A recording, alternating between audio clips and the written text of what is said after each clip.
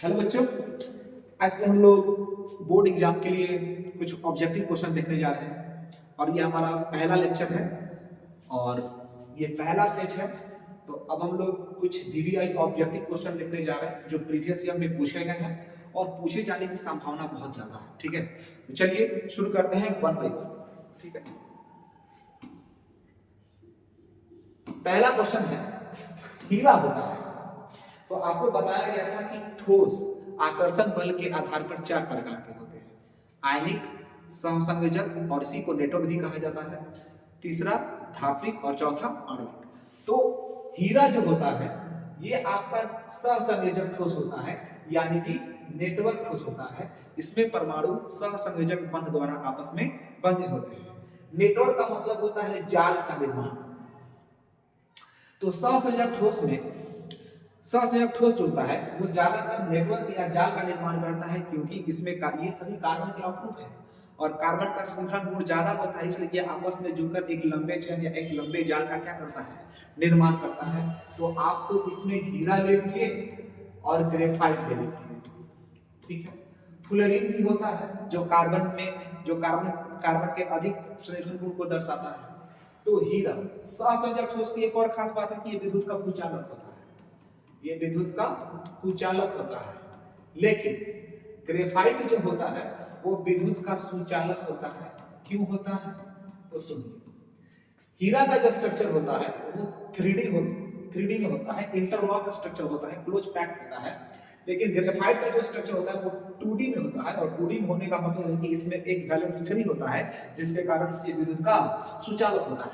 कभी कभी पूछ लिया जाता है कि हीरा का प्रसंकरण बताइए, तो हीरा का प्रसंकरण sp3 होता है और ग्रेफाइट का प्रसंकरण sp2 होता है। ठीक है, तो इसका आंसर हो जाएगा नेटवर्क ठोस, और ये भी बहुत इंपॉर्टेंट है, प्रीवियस से में पूछे गए। ठीक है, इसको भी साथ साथ लेते चलेंगे। चलिए नेक्स्ट क्वेश्चन देखते हैं, निम्न में से कौन अणु संख्या गुण है? तो किसी विलयन का अणु संख्या गुण डिपेंड करता है उसके विलय के संख्या पर, ना कि उसके प्रकृति पर। तो विलयन का अणु संख्या गुण चार प्रकार का होता है। एक होता है क्वथनांक का उन्नयन, दूसरा हिमांक का अवनमन, वास्तव का अपेक्षित अवनमन और चौथा होता है प्रासंग। तो निम्न में से कौन सा अणु संख्या गुण है? तो बाबू श्यानता तो है नहीं, परासरण दाब जो होता है आपका अणुसंख्या गुण होता है, वास्तव या प्रकाशीय समावयवता ये आपका अणुसंख्या गुण नहीं है। अणुसंख्या गुण चार प्रकार के ही होते हैं। ठीक है, ये हो गया। चलिए नेक्स्ट सवाल, नेक्स्ट क्वेश्चन देखते हैं, प्रथम कोटि अभिक्रिया के लिए दर स्थिरांक का इकाई होता है। यह सवाल भी बहुत बार पूछा गया है। तो प्रथम कोटि अभिक्रिया के लिए दर स्थिरांक का जो इकाई होता है वो होता है पर टाइम। क्या होता है? पर टाइम। यहाँ पे टाइम है, ध्यान रखें। अब यहाँ पे ऑप्शन में आपको टाइम की जगह सेकेंड भी दे सकता है, तो ये पर सेकेंड भी हो सकता है। टाइम की जगह मिनट भी दे सकता है, तो ये पर मिनट भी हो सकता है। घंटा भी दे सकता है तो पर आवर, साल भी दे सकता है तो पर ईयर। तो इस प्रथम कोटि अभिक्रिया के लिए दर स्थिरांक का जो इकाई होगा वो क्या होगा? प्रति टाइम। ये देखिए, ये प्रथम कोटि के लिए, ध्यान दीजिएगा, ये कोई जरूरी नहीं है कि आपसे एग्जाम में प्रथम कोटि का ही पूछा जाएगा, आपको शून्य कोटि का भी पूछ सकता है। तो शून्य कोटि में क्या होता है? तो जो इकाई दर स्थिरांक का होता है, जो इकाई दर का होता है वही इकाई दर स्थिरांक का भी होता है। तो इसमें इकाई जो हो जाएगा ये हो जाएगा आपके किसके लिए? तो शून्य कोटि के लिए। ठीक है, अब देखिए ये जो इकाई है मोल लीटर पर सेकेंड, तो ये इकाई आपके द्वितीय कोटि के लिए, द्वितीय कोटि के लिए। और ये जो एग्जांपल है ये आपका है तृतीय कोटि के लिए। ठीक है, तो ये कोई जरूरी नहीं है कि आपसे शून्य कोटि का ही पूछेगा या प्रथम कोटि का ही पूछेगा। ये सारे डेटा इंपॉर्टेंट है, आपको कम से कम प्रथम कोटि और शून्य कोटि का इकाई याद होना चाहिए। कभी कभी पूछ लिया जाता है द्वितीय कोटि तृतीय कोटि, तो ये तृतीय कोटि के क्या है? द्वितीय कोटि के इकाई। चलिए आगे अगला क्वेश्चन देख लेते हैं। अगला क्वेश्चन है, फ्रेंडली अधिशोषण समतापी का सूत्र होता है। ये बहुत बार एग्जाम में आया हुआ है, बहुत रिपीटेड क्वेश्चन है। देखेंगे, फ्रेंडली अधिशोषण समतापी का जो सूत्र होता है वो होता है x/m बराबर kp का पावर, ध्यान दीजिएगा, x बटे m बराबर kp का पावर 1/। ऑप्शन बिल्कुल थर्ड जो है इसका सही आंसर होगा। ठीक है, चलिए नेक्स्ट क्वेश्चन देख लेते हैं। अगला सवाल है NiCO4 का ऑक्सीकरण संख्या है। ऑक्सीकरण संख्या बहुत बार इसका पूछा गया, इतना बार पूछा गया एग्जाम में कि पूछिए मत। चलिए सवाल है, तो ऑक्सीकरण संख्या कैसे निकालते हैं? जिसको निकालना होता है उसको x मान लेंगे, तो इसको क्या मानेंगे x प्लस, और ये क्या है आपका, ये आपका उदासीन लिगेंड है, और उदासीन लिगेंड है जिसका मतलब है कि इसका इस पे कोई आवेश नहीं होता, तो इसे 0 होता है, और टोटल कितना है 4, और इसका योग कुछ भी नहीं है, तो इसका योग किसके बराबर 0 के बराबर, तो इनका ऑक्सीकरण संख्या निकल जाएगा कितना 0। ये बहुत बार एग्जाम में पूछा हुआ है, तो इसका आंसर हो जाएगा 0। ये कार्बोनिल जो है एक उदासीन लिगेंड है, और उदासीन लिगेंड पे कोई आवेश नहीं होता है, इस वजह से ऑक्सीकरण संख्या शून्य लिखे हैं, 4 × 4 से गुना बराबर, कोई आवेश नहीं, तो यहाँ पर जीरो इन सब का योग शून्य के बराबर, और सब कैलकुलेट करेंगे तो 0 हो जाएगा। ठीक है, ये सवाल कई बार पूछा गया। अगला सवाल देखते हैं। ठीक है, सवाल है कि ये एग्जांपल दिया है और पूछा है कि बताइए ये क्या है, प्राथमिक एमीन है, द्वितीयक एमीन है, तृतीयक एमीन है, या सभी है। ठीक है, चलिए, तो प्राथमिक एमीन, द्वितीयक एमीन या तृतीयक एमीन होना इस बात पे निर्भर करता है कि नाइट्रोजन के साथ कितने अल्काइल समूह या कितने कार्बन क्या है जुड़े हुए हैं। ठीक है, तो अगर ध्यान दीजिए यहां पर इस एग्जांपल में इस नाइट्रोजन के साथ कितने कार्बन या कितने अल्काइल समूह जुड़े हुए हैं, एक है, तो ये क्या हो जाएगा प्राथमिक एमीन, यानी कि सर ये 1 डिग्री एमीन हो जाएगा। ठीक, अगर नाइट्रोजन के साथ 2 कार्बन जुड़ा हुआ है, देखिएगा ध्यान से, नाइट्रोजन को देखना है कि नाइट्रोजन कितने कार्बन से जुड़ा है, तो नाइट्रोजन जितना कार्बन से जुड़ा होगा वो उसका क्या हो जाएगा डिग्री हो जाएगा। जैसे ये नाइट्रोजन जो है कितने कार्बन से जुड़ा है, 1 कार्बन से जुड़ा है तो 1 डिग्री। ये नाइट्रोजन कितने कार्बन से जुड़ा है, 2 कार्बन से जुड़ा है या 2 एल्काइल समूह से जुड़ा है, तो ये क्या हो जाएगा 2 डिग्री एमीन। ठीक उसी प्रकार अगर नाइट्रोजन 3 कार्बन से जुड़ रहा है, तो इसको बोला जाएगा 3 डिग्री एमीन। तो यहाँ पे नाइट्रोजन कितने कार्बन से जुड़ा है, 3 कार्बन से जुड़ा है, तो इसका डिग्री क्या हो जाएगा 3 डिग्री। तो सवाल पूछा, देखिए यहाँ ये नाइट्रोजन कितने कार्बन से जुड़ा है, 1 कार्बन से, इस कार्बन को देखना है डायरेक्ट इसी कार्बन से जुड़ा है, तो 1 कार्बन से जुड़ा है तो इसका क्या हो जाएगा 1 डिग्री, यानी कि कौन सा एमीन है प्राथमिक एमीन। आजू बाजू कार्बन को नहीं देखना है, उस कार्बन को देखना है जिससे नाइट्रोजन जुड़ा हुआ है। तो ये नाइट्रोजन इस कार्बन से जुड़ा हुआ है, मतलब एक ही कार्बन से जुड़ा है, तो इसका डिग्री क्या हो जाएगा 1 डिग्री।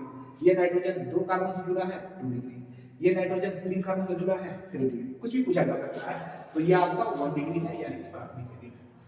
चलिए आगे बढ़ते हैं, अगला क्वेश्चन। अगला है H3PO4 होता है ऑर्थोफॉस्फोरिक एसिड। तो आपको पता है कि इसमें फास्फोरस क्या है, केंद्रीय परमाणु, और फास्फोरस की संयोजकता 5 होती है। ठीक, बहुत पूछा जाता है, तो 5 होती है, तो 5 लिख देते हैं, 2 3 4 1 5। ऑक्सीजन कितना है 4 है, तो ऑक्सीजन की 2 बॉन्ड बनाता है, 1 2 3 4, ये तो 2 बना लिया है। अब ये ऑक्सीजन देखिए बना है, इसके साथ हाइड्रोजन जोड़ देंगे, ये हाइड्रोजन 3 हाइड्रोजन है, 3 हाइड्रोजन क्या कर देंगे जोड़ देंगे। आप जैसे इसको पानी में डालेंगे तो ये पानी में टूट कर क्या देगा H+, ये भी बॉन्ड टूट कर पानी में क्या देगा H+, ये भी टूट कर क्या देगा H+। कितने H+ दे रहा है, 3 H+ दे रहा है, तो जब 3 H+ दे रहा है तो इसकी भास्मिकता हो जाएगी, भास्मिकता जो होगी वो कितनी हो जाएगी 3 हो जाएगी, यानी इसको बोला जाएगा त्रिक भास्मिक। हाँ ऐसे भी हो सकता था H3PO3, इसका भी पूछा जा सकता है। तो भास्मिकता देखने के लिए आपको क्या करना है, जितना हाइड्रोजन ऑक्सीजन से जुड़ा होगा वो उसकी क्या हो जाएगी भास्मिकता हो जाएगी। इसमें कितने हाइड्रोजन ऑक्सीजन से जुड़ा है, 2 हाइड्रोजन ऑक्सीजन से जुड़ा है, इसमें कितना जुड़ा है 3 जुड़ा है, इसमें 2 जुड़ा है, पानी में डालेंगे तो टूट कर 2 H+ देगा, ऐसे भी बता सकते हैं।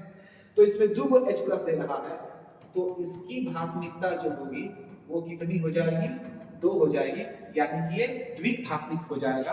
उसी प्रकार से आपसे ये भी पूछा जा सकता है, जैसे H3PO2, इसमें बताइए कितनी भास्मिकता होती है, तो फास्फोरस तो हमेशा 5 बॉन्ड बनेबे करेगा, दो ही ऑक्सीजन है ना। अब यहाँ पे हाइड्रोजन कितना है, 1 2 3। सिंपल है, बहुत सिंपल है। जितना हाइड्रोजन ऑक्सीजन से जुड़ा होगा या फिर पानी में डालने पर, जल में डालने पर टूटकर जितना H+ आयन देगा, ठीक उतना ही उसका भास्मिकता हो जाएगा। यहाँ पर एक हाइड्रोजन ऑक्सीजन से जुड़ा है तो इसकी भास्मिकता कितनी हो जाएगी, 1 हो जाएगी। अगर इसकी भास्मिकता 1 है तो इसको बोला जाएगा एकल भास्मिक मोनोबेसिक। ठीक है, तो अब H3PO4 का भास्मिकता कितना आया, H3PO4 यही ना है, H3PO4 तो कितना हो जाएगा, 3। तो ये त्रिभास्मिक हो जाएगा। ठीक है, चलिए नेक्स्ट क्वेश्चन देखते हैं। नेक्स्ट क्वेश्चन है, संक्रमण तत्व का इलेक्ट्रॉनिक विन्यास होता है। तो संक्रमण तत्व हो गया, चाहे अंतः संक्रमण तत्व हो गया, चाहे P ब्लॉक हो गया, चाहे S ब्लॉक हो गया, तो कौन सा तत्व किस ब्लॉक से होगा ये डिपेंड करता है कि उसमें अंतिम इलेक्ट्रॉन किस उपकक्ष में प्रवेश कर रहा है। तो अगर किसी तत्व का अंतिम इलेक्ट्रॉन S उपकक्ष में प्रवेश कर रहा है तो वो S ब्लॉक का है। तो इसमें अंतिम इलेक्ट्रॉन कहां पे है, S उपकक्ष में। तब हम कहेंगे कि सर ये S ब्लॉक का है, यानी कि सर ये S ब्लॉक का इलेक्ट्रॉनिक विन्यास है। ठीक है, यहां पर देखा जाए N-1d NS022। तो यहाँ पे अंतिम इलेक्ट्रॉन जो है D कक्ष में जाएगा, यानी कि इसका संक्रमण तत्व का जो इलेक्ट्रॉनिक विन्यास होगा वो यही होगा N-1d NS022। कभी कभी यहाँ पे ऐसे भी लिख सकता है NS122। ठीक है, तो संक्रमण तत्व का इलेक्ट्रॉनिक विन्यास ये होता है। और ये NS2 और 126 तो ये P ब्लॉक का इलेक्ट्रॉनिक विन्यास है और ये F ब्लॉक का है। तो आपसे कोई जरूरी नहीं है कि आपसे D ब्लॉक का ही पूछेगा या संक्रमण तत्व का ही पूछेगा, किसी का भी पूछ सकता है। तो हमने सबको बता दिया कि संक्रमण तत्व का जो इलेक्ट्रॉनिक विन्यास होगा वो N-1d NS022 या ऑप्शन में NS122 भी दे सकता है। ठीक है, चलिए आगे अगला क्वेश्चन।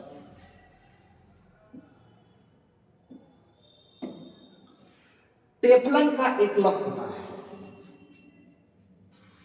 देखा जाए तो टेफ्लॉन जो होता है इसका एकलक होता है CF2। ठीक है, ये टेफ्लॉन है, ये क्या है, टेफ्लॉन है। ये टेफ्लॉन का एकलक कार्बन टेट्राफ्लोरोईथीन।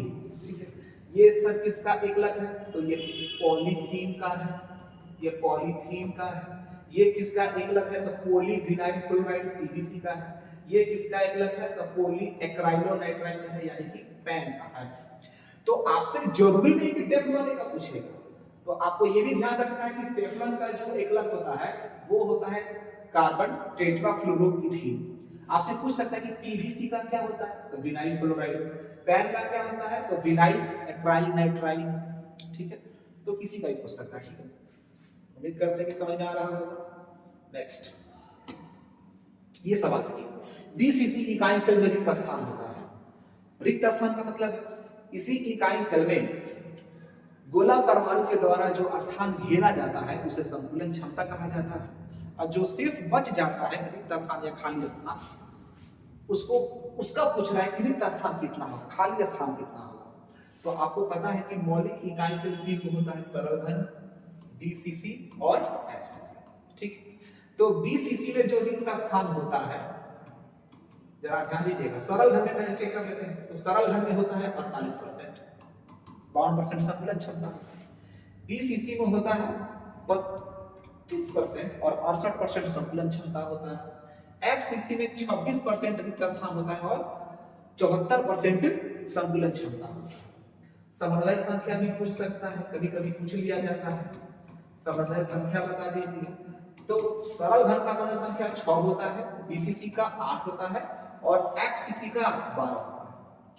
तो 12 सिर्फ FCC का भी नहीं होता है, FCC CC का भी होता है और HCP का भी होता है। तो ध्यान रहे, एग्जाम में आपसे बदल बदल के पूछता है, कभी CCP का पूछता है, कभी SCP का पूछता है। तो यहाँ पे सवाल में पूछा गया कि रिक्त स्थान BCC में कितना होता है, तो BCC में जो रिक्त स्थान होता है वो कितना होता है, 32% होता है। संकुलन क्षमता भी पूछ सकता है। तो जो ये खाली स्थान है, हर चीज अपने आप में 100% होता है, तो 32% अगर जगह खाली है, इसका मतलब है कि 68% जगह छेका गया, तो वो संकुलन क्षमता हो जाता है। 48% अगर जगह खाली है, इसका मतलब कि 52% जगह छेका गया है। 26% अगर इसका रिक्त स्थान है तो इसका मतलब है कि 74% जगह क्या किया गया है, घेरा गया है, छेका गया है। जो स्थान घेरा गया है वो संतुलन क्षमता है, जो बच गया है वो रिक्त स्थान है। चलिए नेक्स्ट आगे क्वेश्चन देखते हैं। अगला क्वेश्चन है कि हैबर विधि में किस उत्प्रेरक का उपयोग होता है। तो हैबर विधि में जो उत्प्रेरक का उपयोग होता है वो लोहा का होता है। लोहा उत्प्रेरक का जो है हैबर विधि में खूब उपयोग होता है। सर प्लेटिनम का कहां होता होगा, तो प्लेटिनम का होता है ऑस्टवाल्ड में। ऑस्टवाल्ड प्रोसेस में आपका प्लेटिनम का होता है। V2O5 का कहां होता है सर, संपर्क विधि में, संपर्क विधि में। और निकेल का कहां होता है, तो एल्कीन या एल्काइन के हाइड्रोजनी। तो ये बहुत इंपॉर्टेंट है, बहुत बार सवाल पूछे गए हैं। तो हैबर विधि में किस उत्प्रेरक का उपयोग होता है, तो लोहा। ठीक है नेक्स्ट अगला क्वेश्चन है कि एसएन अभिक्रिया में मध्यवर्ती होता है। SN1 अभिक्रिया में मध्यवर्ती होता है। तो आपको पता है कि SN1 अभिक्रिया दो स्टेप में होता है। पहले स्टेप में कार्बोधनायन बनता है, दूसरे स्टेप में नाभिक सही आक्रमण करता है कार्बोधनायन पर। तो SN1 अभिक्रिया में जो मध्यवर्ती बनता है वो कार्बोधनायन बनता है। ठीक है। और SN2 में क्या बनता है, ट्रांजिशन स्टेट। ये ध्यान रखें, SN2 में जो मध्यवर्ती बनता है वो क्या बनता है, संक्रमण अवस्था। तो SN1 का भी पूछ सकता है, SN2 का भी पूछ सकता है। तो SN1 अभिक्रिया में जो मध्यवर्ती होता है वो कार्बोधनायन होता है, और SN2 में जो होता है वो संक्रमण अवस्था होता है। क्लियर हो रहा है। चलिए नेक्स्ट क्वेश्चन देखा जाए। नेक्स्ट क्वेश्चन है कि निम्न में से प्रबल क्षार होता है। अब क्षार बना या क्षारीय सामर्थ्य आपको पढ़ाया गया है कि क्षारीय सामर्थ्य जो होता है, क्षारीय सामर्थ्य वो प्लस आई या प्लस एन के समानुपातिक होता है, माइनस आई और माइनस एन के व्युत्क्रमानुपातिक होता है। ठीक, या क्षार उसको बोला जाता है जो इलेक्ट्रॉन देता है।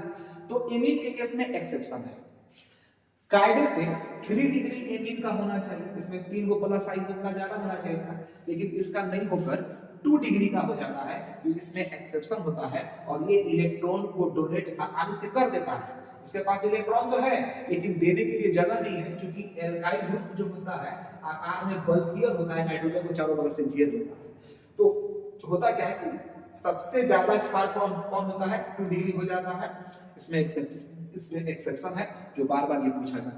ठीक है, लगता है आंसर कि 3 डिग्री होगा, लेकिन 3 डिग्री ना होकर कौन हो जाता है, 2 डिग्री। नेक्स्ट क्वेश्चन है कि अल्डोल संग्रहण अभिक्रिया दर्शाता है। अल्डोल संग्रहण अभिक्रिया होने के लिए एल्डिहाइड या कीटोन के पास अल्फा हाइड्रोजन होना चाहिए। अल्फा हाइड्रोजन किसको बोलते हैं सर, तो किसी क्रियात्मक समूह, ध्यान दीजिएगा, किसी क्रियात्मक समूह, मान लीजिए कि ये हमारा कोई क्रियात्मक समूह है। ठीक है, तो क्रियात्मक समूह के जस्ट बगल वाले कार्बन पे जो हाइड्रोजन होता है, मान लीजिए यहाँ पे ये बगल वाला ये क्रियात्मक समूह है हमारा, ये हमारा क्या है, क्रियात्मक समूह है। तो क्रियात्मक समूह के बगल वाले कार्बन पे जो हाइड्रोजन होता है उसको अल्फा हाइड्रोजन, इस पे जो हाइड्रोजन होगा वो बीटा हाइड्रोजन होगा, इस पे जो हाइड्रोजन होगा वो गामा हाइड्रोजन होगा। लेकिन अल्डोल संघनन होने के लिए क्या होना चाहिए, अल्फा हाइड्रोजन होना चाहिए। तो जिसके पास अल्फा हाइड्रोजन होगा, यानी कि क्रियात्मक समूह के बगल वाले कार्बन पे हाइड्रोजन होगा, तो वो अल्डोल संघनन दिखाएगा। तो अगर आप इसका स्ट्रक्चर लिखते हैं तो ये एल्डिहाइड ऐसे है, क्रियात्मक समूह के बगल वाले कार्बन पे, तो बगल में तो कार्बन है ही नहीं, यानी कि ये एल्डोल संघनन नहीं दिखाएगा। फिर बेंजल्डिहाइड देखा जाए, तो बेंजल्डिहाइड इसको क्या बोलते हैं, बेंजल्डिहाइड। अब बेंजल्डिहाइड के केस में भी वही कहानी है, ये क्रियात्मक समूह है, अब बगल वाला कार्बन ये है, तो बगल वाला कार्बन के पास भी हाइड्रोजन नहीं है, क्योंकि 2 बॉन्ड नीचे से बना रहा है, एक बॉन्ड ऊपर से और एक बॉन्ड इस क्रियात्मक समूह से, मतलब ये कार्बन का चारों बॉन्ड बनाने में बिजी है, यानी कि इसके कोई हाइड्रोजन नहीं है, तो इसके पास भी अल्फा हाइड्रोजन नहीं है। यहाँ भी अल्फा हाइड्रोजन 0 है, यहाँ भी अल्फा हाइड्रोजन 0 है। अब यहाँ पे चेक कर लेते हैं 3 नंबर जो है एसीटोन है, क्या है, एसीटोन। तो एसीटोन में देखा जाए तो ये आपका क्या है, क्रियात्मक समूह। क्रियात्मक समूह के बगल में ई भी है, आप बगल में ई भी है, तो इसके पास भी 3 हाइड्रोजन और इसके पास भी 3 हाइड्रोजन, टोटल कितने हाइड्रोजन, 6 है। इसका मतलब कि ये अल्डोल संघनन अभिक्रिया दर्शाएगा। मतलब ये है सर कि एल्डोल संघनन होने के लिए उसके पास अल्फा हाइड्रोजन होना चाहिए। अल्फा हाइड्रोजन कैसे चेक करेंगे? तो क्रियात्मक समूह के जस्ट बगल वाले कार्बन पे जो हाइड्रोजन होगा वही हमारा क्या कहलाएगा? Alpha hydrogen. और जिनके पास अल्फा हाइड्रोजन है वो एल्डोल संघनन को दिखाएगा। ठीक है, क्लियर है? यानी कि एसीटोन। कभी कभी नाम भी दे देता है, तो ये एसीटोन है, ये बेंजाल्डिहाइड है और ये फॉर्माल्डिहाइड है। ठीक है, चलिए नेक्स्ट क्वेश्चन देख लेते हैं। नेक्स्ट क्वेश्चन है विटामिन B12 उपस्थित होता है। ठीक, तो देखिए फेरस जो होता है, फेरस जो होता है वो हेमोग्लोबिन में होता है, हेमोग्लोबिन में, और हेमोग्लोबिन सब संकुल यौगिक है। और Mg कहां होता है? मैग्नीशियम कहां होता है? तो क्लोरोफिल, क्लोरोफिल में, क्लोरोफिल। और कोबाल्ट कहां होता है? तो ये विटामिन B12। तो कभी कभी B12 में पूछ लिया जाता है, कभी क्लोरोफिल में, कभी हेमोग्लोबिन में। तो विटामिन B12 में जो केंद्रीय धातु परमाणु होता है वो क्या होता है? कोबाल्ट होता है। ठीक है, मैग्नीशियम किसमें होता है? तो क्लोरोफिल में होता है। लोहा किसमें होता है? तो हेमोग्लोबिन में होता है। और तीनों के तीनों संकुल यौगिक है, तो संकुल यौगिक में जो केंद्रीय परमाणु है वो बार बार पूछ ही जाते हैं। B12 में कभी पूछेगा, कभी क्लोरोफिल में पूछेगा, कभी हेमोग्लोबिन में पूछेगा। चलिए ठीक है, नेक्स्ट क्वेश्चन देख लेते हैं। अगला क्वेश्चन है कि सेल स्थिरांक का सूत्र होता है। तो दो इलेक्ट्रोडों के बीच की दूरी और उसके अनुप्रस्थ काट के क्षेत्रफल के अनुपात को सेल स्थिरांक कहते हैं। और सेल स्थिरांक को कैसे दिखाते हैं? G स्टार से। तो दो इलेक्ट्रोडों के बीच की दूरी और उसके अनुप्रस्थ काट के क्षेत्रफल के अनुपात को क्या बोलेंगे? सेल स्थिरांक। तो इसका आंसर हो जाएगा E। लेकिन ये सब क्या है? आपसे मोलर चालकता का सूत्र पूछ सकता है। तो मोलर चालकता का सूत्र होता है K × 1000 बटा N। ठीक है, तुल्यांकी चालकता का भी पूछ सकता है, तो K × 1000 बटा N। इसी प्रकार से आपसे विशिष्ट चालकता का भी पूछ सकता है। तो विशिष्ट चालकता जो होता है विशिष्ट प्रतिरोध के व्युत्क्रमानुपाती होता है, ये हो सकता है। तो किसी का भी यहाँ पे आपसे सूत्र पूछा जा सकता है। ठीक है, तो आपने सेल स्थिरांक का पूछा हुआ है। नेक्स्ट अगला सवाल, प्रथम कोटि अभिक्रिया का उदाहरण है। ठीक है, हाइड्रोजन पेरोक्साइड का विघटन, ये भी फर्स्ट ऑर्डर है। ये क्या है? फर्स्ट ऑर्डर, ये फर्स्ट ऑर्डर है यानी प्रथम कोटि है। डाइनाइट्रोजन पेंटा ऑक्साइड का विघटन भी क्या है? फर्स्ट ऑर्डर है, ये भी फर्स्ट ऑर्डर का। ये बहुत इंपॉर्टेंट एग्जांपल है जो हमेशा पूछे जाते हैं। सुक्रोज का भी जल अपघटन क्या है? First order. लेकिन ये फर्स्ट ऑर्डर नहीं है, ये है आपका pseudo first order reaction, pseudo first order reaction, यानी कि छद्म प्रथम कोटि अभिक्रिया। ये जो है क्या है? छद्म प्रथम कोटि, मतलब है प्रथम कोटि, लेकिन इसको छद्म बोला जाता है इसलिए क्योंकि यहाँ पे जल जो होता है एक्सेस अमाउंट में होता है, और जब एक्सेस अमाउंट में होता है तो इसको नेग्लिजिबल हो जाता है, मतलब कि बहुत नगण्य हो जाता है। तो इसका हम ऑर्डर, इसका सांद्रता सिर्फ सुक्रोज को ही कंसीडर करते हैं, यानी कि ये भी क्या है? स्यूडो फर्स्ट ऑर्डर, छद्म प्रथम कोटि। देखने से लग रहा है कि द्वितीय कोटि है, लेकिन नहीं है, ये प्रथम कोटि अभिक्रिया के ही उदाहरण है। तो आंसर हो जाएगा कौन सा? सही। ठीक, चलिए नेक्स्ट अगला क्वेश्चन है, हिंसबर्ग अभिकर्मक का सूत्र है, बहुत इंपॉर्टेंट सवाल है। तो हिंसबर्ग अभिकर्मक का सूत्र होता है बेंजीन सल्फोनिल क्लोराइड। तो बेंजीन सल्फोनिल क्लोराइड जो होता है उसे हिंसबर्ग अभिकर्मक कहते हैं। ये आपका क्या है? हिंसबर्ग, ये आपका हिंसबर्ग अभिकर्मक है, बहुत बार पूछा गया है। हिंसबर्ग अभिकर्मक का सूत्र बताइए। तो ये हिंसबर्ग अभिकर्मक है। और ये क्या है? तो ग्रिग्नार्ड रिएजेंट है, ये ग्रिग्नार्ड रिएजेंट, यानी ग्रिग्नार्ड अभिकर्मक है। ये क्या है? ग्रिग्नार्ड अभिकर्मक। ये क्या है? इसको ध्यान दीजिएगा, ये टॉलेंस अभिकर्मक है। ये क्या है? टॉलेंस अभिकर्मक या टॉलेंस रिएजेंट बोल सकते हैं आप इसे। ठीक है, अमोनिकल सिल्वर नाइट्रेट को, इसके मिक्सचर को या सॉल्यूशन को क्या बोलते हैं? टॉलेंस अभिकर्मक। उसका सूत्र है Ag(NH3)(OH). और ये जो आपको दिख रहा है सांद्र HCl और निर्जल ZnCl2 का जो मिश्रण जो होता है इसे बोला जाता है लुकास रिएजेंट या लुकास अभिकर्मक। ध्यान रखें। तो होता क्या है कि कभी हिंसबर्ग का पूछ देगा, कभी टॉलेंस का पूछ देगा, कभी ग्रीनार्ड का पूछ देगा, तो किसी एक का ना एक का पूछेगा ही पूछेगा। तो इसमें पूछा गया कि हिल्सबर्ग अभिकर्मक का सूत्र क्या होता है, तो बेंजीन सल्फोनिल क्लोराइड को बोला जाता है हिल्सबर्ग अभिकर्मक। क्लियर हो चुका होगा। चलिए आगे बढ़ते हैं। अगला जो क्वेश्चन है वो है K3 FeCN6 का समन्वय संख्या होता है। अब ये समन्वय संख्या बोलते किसको है, तो किसी संकुल यौगिक में केंद्रीय धातु परमाणु से जितना एक दंतुर लिगेंड जुड़ा होगा या जितना उप सहसंयोजक बंध जुड़ा होगा तो उनकी संख्या को क्या बोलते हैं, समन्वय संख्या। तो यहाँ पे CN जो है ये आपका साइनो जो है ये आपका क्या है, एक दंतुर लिगेंड है। क्या है, एक दंतुर लिगेंड। तो किसी संकुल यौगिक में केंद्रीय धातु परमाणु से जितना एक दंतुर लिगेंड जुड़ा हो या जितना उप सहसंयोजक बंध जुड़ा हो उसकी संख्या को क्या बोलते हैं, समन्वय संख्या। तो यहाँ पर एक दंतुर लिगेंड कितना है, 6 है। तो सर इसका समन्वय संख्या कितना हो जाएगा, तो इनका समन्वय संख्या 6 हो जाएगा, यानी उत्तर सी होगा। ठीक है। नेक्स्ट अगला क्वेश्चन, ज्विटर आयन होता है। तो ज्विटर आयन में एमीन भी होता है और कार्बोक्सिलिक अम्ल भी होता है। ये कार्बोक्सिलिक अम्ल अपने H+ का क्या करता है, त्याग करता है, और ये NH2 इसी H+ को क्या कर लेता है, ग्रहण कर लेता है, और ग्रहण करके यहाँ पे धन आगे से ले लेता है, यहाँ पे माइनस आ जाएगा और यहाँ पे प्लस आ जाएगा। तो इसी को बोला जाएगा ज्विटर। तो ज्विटर आयन क्या है, तो इसमें जिसमें कार्बोक्सिलिक एसिड हो और एमिनो समूह हो, तो कार्बोक्सिलिक अम्ल अपना H+ का त्याग करेगा तो माइनस, और ये NH2 जो है H+ को ग्रहण करके NH3+ ले लेगा, तो यहाँ पे माइनस और यहाँ पे प्लस हो जाएगा। तो इसी को ज्विटर आयन कहा जाता है। ज्विटर आयन को कभी पलट के ऐसे भी पूछा जाता है कि ज्विटर आयन में कौन कौन सा समूह होता है, तो इसमें कार्बोक्सिलिक अम्ल भी होता है और NH2 भी। ठीक है। नेक्स्ट अगला क्वेश्चन, विटामिन ए का रासायनिक नाम क्या होता है।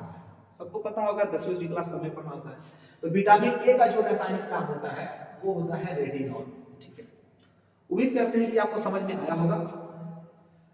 आप लोग इस वीडियो को ज्यादा से ज्यादा शेयर करें, लाइक करें, कमेंट्स करें और सब्सक्राइब करें और ज्यादा लोगों तक पहुंचाएं ताकि सभी लोग इसका लाभ उठा सकें और अच्छे से एंजॉय कर सकें। ठीक है। तो ये पहला सेट है। अगले क्लास में अगला सेट नंबर 2 आएगा। फिर यहाँ पे कुछ VVI का सीरीज हो जाएगा, 10 सेट 15 सेट जितना भी सेट हो सकता है हम लोग करते हैं जो VVI क्वेश्चन है। उसके बाद हम लोग कुछ लघुत्तरीय, दीर्घोत्तरीय, इन सभी क्वेश्चनों को हम लोग बारी बारी से क्या करेंगे, देखेंगे। चलिए, थैंक यू।